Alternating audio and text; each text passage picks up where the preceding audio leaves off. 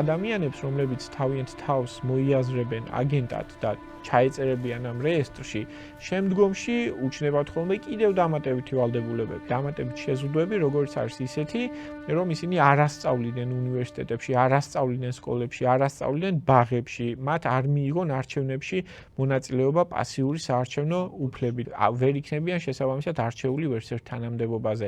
ერთ სიტყვით ეს ადამიანები არ მხოლოდ აგენტები ხდებიან, არამედ ისინი ექვემდებარებიან უცხოელის სამართლებრივ სტატუსს, ან ფაქტობრივად ხდება ამ ადამიანების უცხოელად მიჩნევა მიუხედავად იმისა, რომ ის ამ ქვეყნის მოქალაქეა.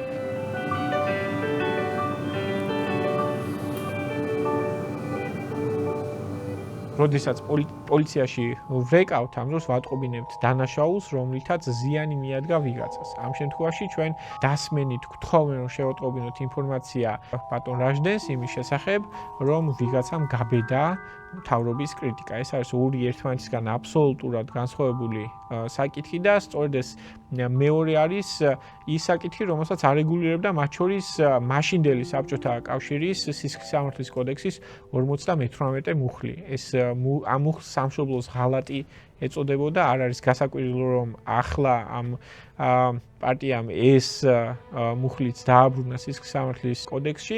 ამავე პაკეტში სისხლის სამართლის კოდექსში ცვლილება მესამე მოსმენით თხოვ ჩართოთ გენჭისყრა. და მაშინდელი სამშობლოს ღალატის ერთ-ერთი გამოხატულება, ამ მუხლის შემადგენელი ერთ-ერთი ნაწილი ქმედება იყო ანტისაბჭოთა პროპაგანდა, რაშიც ითვლებოდა ნებისმიერი სახის კრიტიკა მაშინდელი მთავრობის წარმომადგენლების ან ზოგადად ხელისუფლების მიმართ.